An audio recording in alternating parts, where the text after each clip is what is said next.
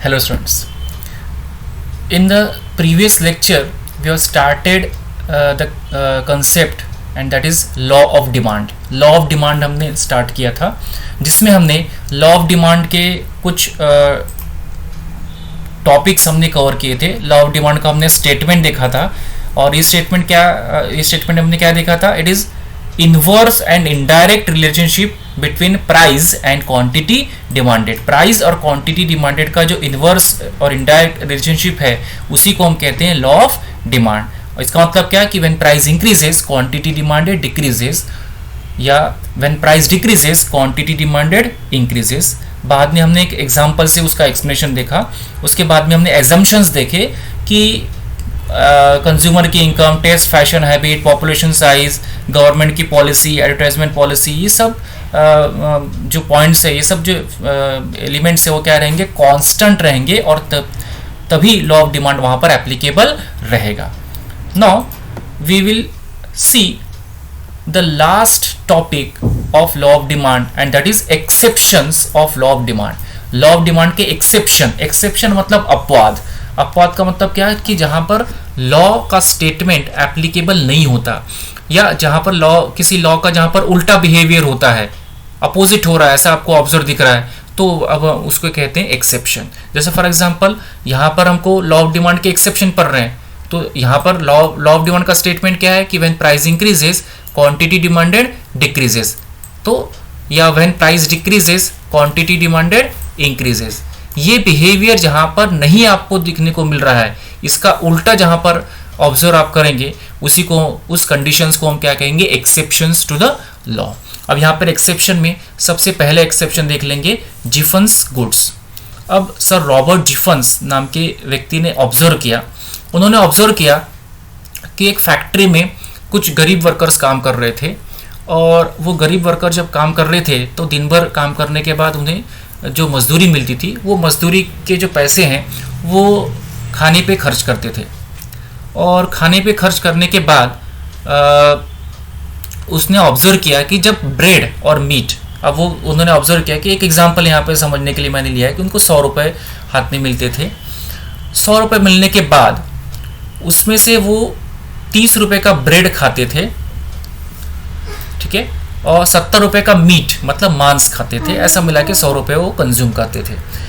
अब हुआ क्या कि वो 10 रुपये का एक पैकेट था, ऐसे 3 पैकेट वो लेते थे और इस प्रकार से 30 रुपये ब्रेड पे खर्च होता था और 70 रुपये मीट पे खर्च होता था. अब हुआ क्या कि जो 10 रुपये का ब्रेड का एक पैकेट था उसकी प्राइस बढ़कर 20 रुपये हो गई. तो उसकी वजह से क्या हो गया कि 60 रुपये तो उसके ब्रेड पे ही खर्च हो गए और बचे हुए जो 40 रुपये है वो मीट पे उसको खर्च करना पड़ा. तो इसकी वजह से क्या हो गया, उसका पेट नहीं भर रहा था क्योंकि दिन भर मेहनत करने के बाद उनको पेट भरना ज़रूरी है और मीट मांस थोड़ी कम क्वांटिटी में मिलता था, महंगा था वो. तो अगर 70 से 40 उस पर बजट आ गया तो उसकी क्वांटिटी बहुत ही कम हो गई. तो ये दोनों कंबाइन जब वो खा रहे थे तो उनका पेट नहीं भर रहा था. तो ऐसे में उन्होंने क्या किया कि जब 20 रुपये प्राइस हो गई एक ब्रेड के पैकेट की तो उन्होंने उस 3 की जगह उसका कंजम्पशन 4 चालू कर दिया और इस प्रकार 80 रुपये उन्होंने ब्रेड पर खर्च किया और बचे हुए 20 रुपये ही वो मीट पर खर्च कर पाए क्योंकि उनकी इनकम इतनी थी 100 रुपये. तो आप देखेंगे कि यहाँ पर 10 रुपये पहले प्राइस थी ब्रेड के एक पैकेट की, 10 रुपये बढ़कर कितना हो गया, 20 रुपये. तो 10 रुपये जब ब्रेड के एक पैकेट की कीमत थी तब वो 3 पैकेट कंज्यूम कर रहा था, लेकिन जब 20 रुपये हो गई तो 4 कंज्यूम करना शुरू कर दिया. अब वैसे तो लॉ ऑफ डिमांड के हिसाब से क्या होना चाहिए, प्राइस इंक्रीज अब हो गई है तो क्वांटिटी डिमांडेड डिक्रीज होना चाहिए. 10 से 20 प्राइस हो गई है तो ब्रेड के पैकेट कम बिकना चाहिए, लेकिन हुआ क्या कि 3 की जगह 4 मतलब डिमांड क्या हो गई, उल्टा बढ़ गई. तो ये लॉ का उल्टा हो गया. तो ये सर रॉबर्ट जिफन्स नाम के व्यक्ति ने ऑब्जर्व किया कि ये जो ब्रेड के पैकेट है इसकी कीमत जब इसकी प्राइस जब बढ़ गई तब डिमांड कम होने की वजह उल्टा क्या हो गई, बढ़ गई. And that is the one of the exception of law of demand. तो इसलिए ये जो है इन्फीरियर गुड्स के समय एप्लीकेबल होता है. Giffen's goods are also called as inferior goods. तो इसलिए उन्होंने ये ढूंढ के निकाला उनकी, इसलिए उनके नाम से इसको कहा जाता है जिफन्स गुड्स। तो ये जिफन्स पैराडॉक्स भी कहते हैं इसको, जिफन्स पैराडॉक्स ऐसा भी शब्द इस्तेमाल करते हैं कि प्राइस बढ़ने के बाद डिमांड कम होना चाहिए, लेकिन यहाँ पर प्राइस जब बढ़ गई तो डिमांड कम होने की वजह उल्टा क्या हो गई, बढ़ गई। तो ऐसा इसलिए हुआ क्योंकि मीट महंगा है और मीट पर बजट कम होने की वजह से उनका पेट भर नहीं रहा था, पेट में भरने के लिए फूड चाहिए, इसलिए उन्होंने ज़्यादा ब्रेड कंज्यूम करना शुरू कर दिया और मीट को कंजम्पशन कम कर दिया उनका पेट भरने के लिए, क्योंकि उनकी इनकम क्या थी, सेम थी। सो इसको कहते हैं जिफन्स गुड्स, जहाँ पर लॉ ऑफ डिमांड का उल्टा बिहेवियर आपको देखने के लिए मिल रहा है। तो इन्फीरियर गुड्स के बारे में एप्लीकेबल था।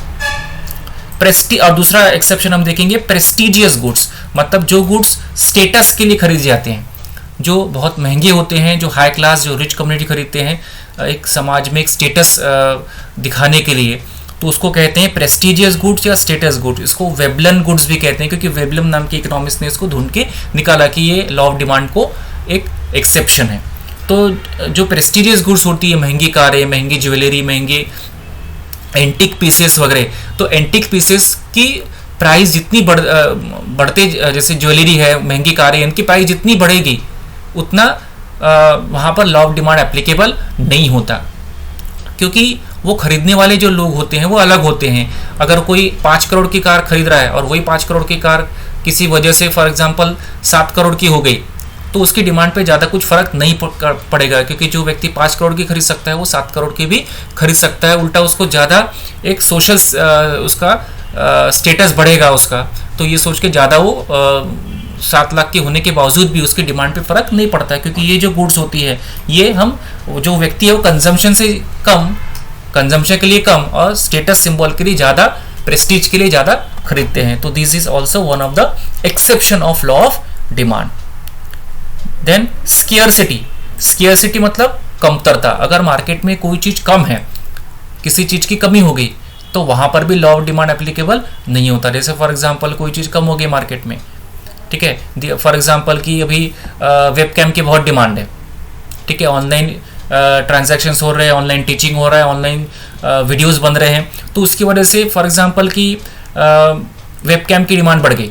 और वेबकैम पहले फॉर एग्जांपल कोई वेबकैम पहले 2000 रुपये का मिल रहा था, आज वही वेबकैम 4000 का मिल रहा है या 4500 का मिल रहा है, डबल कीमत पे बिक रहा है।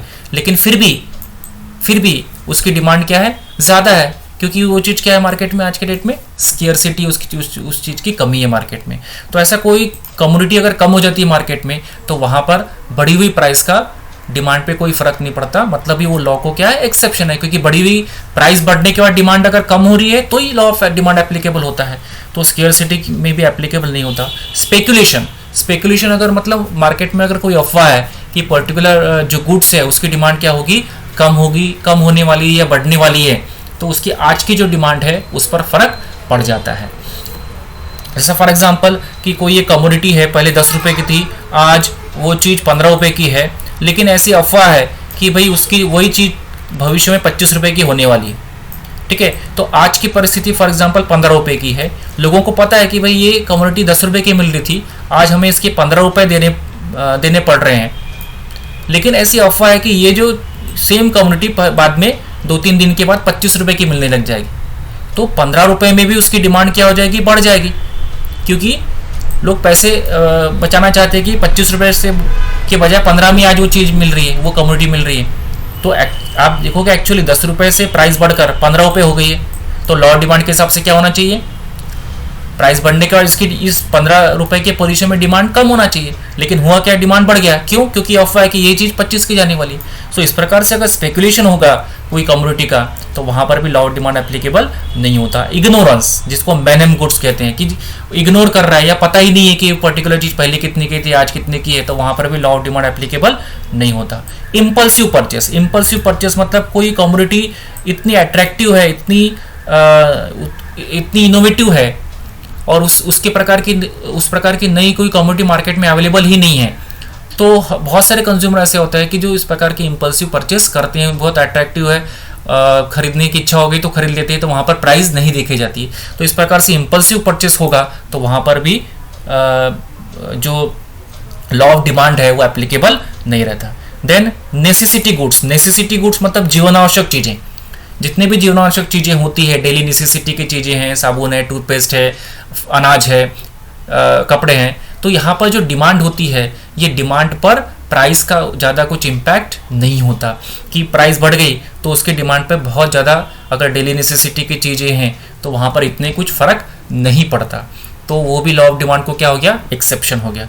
सीजनल गुड्स, सीजनल गुड्स और गुड्स रिक्वायर्ड फॉर फेस्टिव और वर्कशिप, जो सीजनल जो गुड्स होती हैं, जैसे फॉर एग्जांपल ठंडी में स्वेटर्स की डिमांड, तो ठंडी बढ़ गई तो हर साल स्वेटर की थोड़ी प्राइस बढ़ जाती है, तो उसकी वजह से उसकी डिमांड पे कोई फ़र्क नहीं पड़ता क्योंकि वो सीज़न में ही डिमांड की जाती है। वैसे ही फेस्टिवल के समय फेस्टिवल में लगने वाले जो सामग्री है, पूजा है इत्यादि, फूल है इत्यादि जो चीज़ों के लिए चीज़ों की डिमांड, कॉमोडिटी की डिमांड बढ़ जाती है, तो ऐसे में बढ़ी हुई प्राइस का उसकी डिमांड पे ज़्यादा कुछ फ़र्क नहीं पड़ता क्योंकि वो उसकी डिमांड बहुत शॉर्ट पीरियड के लिए होती है, उस शॉर्ट पीरियड में उसको खरीदना बहुत आवश्यक होता है, इसलिए वहाँ पर डिमांड पर ज़्यादा कुछ फ़र्क प्राइस का नहीं पड़ता है। तो आप इसको देखेंगे कि इतने सारे एक्सेप्शंस है, these are the exceptions to law of demand, मतलब जो लॉ ऑफ डिमांड का स्टेटमेंट है उसका अपोजिट यहाँ पर हर जगह पर हो रहा है। जिफन्स गुड्स हो गया, प्रेस्टिजियस गुड्स हो गए, scarcity, speculation, ignorance goods, impulsive purchases, necessity goods, seasonal goods, these are all exception to the law of demand. So these are the exceptions to the law of demand and last part of law of demand. इसके पहले हमने क्या देखा, सबसे पहले law of demand की हमने statement देखा कि when price increases quantity demanded decreases, that is there is inverse or indirect relationship between price and quantity demanded. Price का और क्वांटिटी डिमांडेड का रिलेशनशिप कैसा रहता है, अपोजिट रहता है कि when price increases quantity demanded decreases and when price decreases quantity demanded increases. This is the statement of law of demand. बाद में हमने एक डायग्राम से उसका एक्सप्लेनेशन किया। लॉ ऑफ डिमांड के हिसाब से जो डिमांड कर्व होती है it is always downward sloping, कि एक तरफ प्राइस बढ़ रही है दूसरी तरफ क्वांटिटी डिमांडेड कम हो रही है। Then we discussed about the assumptions of the law. assumption मतलब conditions, जो conditions हमको constant है ऐसा assume करना पड़ता है। तो consumer की income constant है, taste fashion habit, then related goods की prices, population size, government की policy, weather condition, advertisement, technology, सब फैक्टर्स को हमको क्या मानना पड़ेगा, कांस्टेंट मानना पड़ेगा, तो ही लॉ ऑफ डिमांड का जो स्टेटमेंट है वो एप्लीकेबल या करेक्ट रहेगा। बाद में हमने क्या देखा, एक्सेप्शन। एक्सेप्शन मतलब क्या कि जो लॉ का स्टेटमेंट है उसका अपोजिट जहां पर हो रहा है उस कंडीशंस को हम क्या कहते हैं, एक्सेप्शंस ऑफ द लॉ। तो exception of law of demand हमने देखा है जिफन्स गुड्स, जहां पर देखा कि ब्रेड की प्राइस जब बढ़ जाती है तो उसकी डिमांड उल्टा क्या हो गई, बढ़ गई। पेट भरने के लिए उनको ज़्यादा ब्रेड कंज्यूम करना पड़ा और उसकी वजह से जो ब्रेड की जो डिमांड है उल्टा बढ़ी हुई प्राइस पे बढ़ गई। तो this is observations by sir Robert Giffens नाम के व्यक्ति ने उसको ऑब्जर्व किया, इसलिए इस प्रकार के जो इन्फीरियर गुड्स को हम जिफन्स गुड्स भी कहते हैं। प्रेस्टिजियस गुड्स मतलब जो स्टेटस के लिए खरीदी जाती है, इस प्रकार की गुड्स को हम क्या कहते हैं, prestigious goods. Then scarcity, market में अगर कोई चीज़ कम है उसका सप्लाई अगर कम हो गया तो उसकी डिमांड पर प्राइस का कोई परिणाम नहीं होता, क्योंकि वो चीज़ मार्केट में ऑलरेडी कम है, हर व्यक्ति उसको खरीदने जाता है, तो खरीदते समय उसको पता है कि प्राइस बढ़ गई लेकिन कल मिलेगी कि नहीं मिलेगी, इस डर से वो आज बढ़ी हुई प्राइस पे भी उसको खरीद लेता है। देन स्पेकुलेशन, अफवाहें हैं फ्यूचर के प्राइसेस के बारे में, तो भी लॉ ऑफ डिमांड एप्लीकेबल नहीं रहता। इग्नोरेंस, इग्नोर कर रहा है वो, उसको पता ही नहीं है कि कल प्राइस कितनी थी, आज बढ़ी हुई प्राइस पे उसको खरीद रहा है, तो भी ये नहीं। इम्पल्सिव मतलब कोई अट्रैक्टिव इनोवेटिव चीज़ वो कमोडिटी है तो भी उसकी डिमांड बढ़ जाती है। नेसेसिटी, डेली नेसेसिटी, क्योंकि वो वस्तु हमें खरीदना आवश्यक है हमारे जिंदा रहने के लिए, सर्वाइवल के लिए, तो वहाँ पर भी प्राइस का डिमांड के साथ में कोई ज़्यादा कनेक्शन नहीं रहता। देन सीजनल गुड्स की भी डिमांड बढ़े हुए प्राइस पे ज़्यादा रहती है, या फेस्टिव सीजन में वर्कशिप जो पूजा के लिए सामग्री जो रहती है उसकी भी डिमांड क्या रहती है, ज़्यादा रहती है। तो यहाँ पर ये इतने हो गए लॉ ऑफ डिमांड के एक्सेप्शंस।